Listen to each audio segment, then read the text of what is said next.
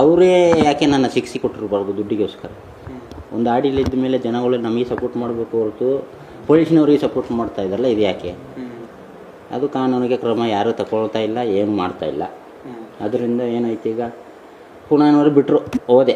ಅವ್ರು ಬಿಡುಗಡೆ ಮಾಡಿದ್ರು ಸಾಮ್ಯಪ್ಪ ಅವರು, ನಮ್ಮ ಊರಿನವರು. ಹೋದೆ ಮತ್ತು ಒಂದು ವರ್ಷ ಕಾಲ ಗಂಟ ಟೈಮು ನನ್ನ ಬಿಟ್ಟರು, ಗ್ಯಾಪ್ ಬಿಟ್ಟರು. ನೋಡುವ, ಕನ್ಫರ್ಮ್ ಮಾಡ್ಕೊಳ್ಳುವ, ಆಮೇಲೆ ಸಾಮ್ಯಪ್ಪ ಅವ್ರ ಹ್ಯಾಂಡಲ್ಲಿ ಅವನ್ನ ಎತ್ತುವ ಅಂತ ಹೇಳ್ಬಿಟ್ಟು ಇವರು ಒಳಗಡೆ ಪ್ಲ್ಯಾನ್ ಮಾಡಿದ್ರು. ಮತ್ತು ಫೋನ್ ಮಾಡಿ ಅಂಗಡಿಗೆ ಕರೆದ್ರು. ನಾನು ಹೋದೆ. ಆಗ ಸಾಹೇಬರು ಮಾತಾಡಬೇಕು, ನೀನು ಬರಬೇಕು, ಏನಿಲ್ಲ ಹೋಗೋದು ಬರೋದೆ ಅಂತ ಹೇಳ್ಬಿಟ್ಟು ಟ್ಯಾಕ್ಸಿ ತಗೊಬಂದು ಅಂಗಡಿ ಹತ್ರನೇ ಕಿಡ್ನಾಪ್ ಮಾಡಿದ್ರು. ಆಗ ಅವರು ಅಲ್ಲಿ ಕೋರ್ಟಲ್ಲಿ ಹೋಗಿ ತಂದೆ ತಾಯಿಗೆಲ್ಲ ಹೇಳ್ಬಿಟ್ಟೆ ಕರ್ಕೊಂಬಂದಿದ್ದು ಹೇಳ್ಬೇಕು, ಎಲ್ಲರಿಗೂ ಹೇಳೋದು ಗೊತ್ತಾಗಿನೇ ಕರ್ಕೊಬಂದಬೇಕು ಅಂತ ಅಲ್ಲಿ ಸುಳ್ಳು ಅಪರಾಧ ಕೋರ್ಟಲ್ಲಿ, ಹಿರಿಯರಪಟ್ಟಣ ಕೋರ್ಟಲ್ಲಿ.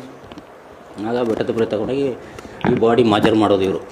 ನಮಗೆ ಯಾವುದೋ ಬಾಡಿಗೆ ನನ್ನ ತಗೊಂಡು ಇವರೇ ಕರ್ಕೊಂಡೋಗಿ ಇವರೇ ತಗೊಂಡೋಗಿ ನಿಲ್ಲಿಸಿ ಇವರೇ ಮಾಜರ್ ಮಾಡೋದು. ನನ್ನ ಯಾವ ಮೂಲೆಯಲ್ಲಿದ್ದ ದೊಣ್ಣೆಲ್ಲ ತಗೊಂಬಂದು ನನ್ನ ಕೈ ಕೊಡೋದು.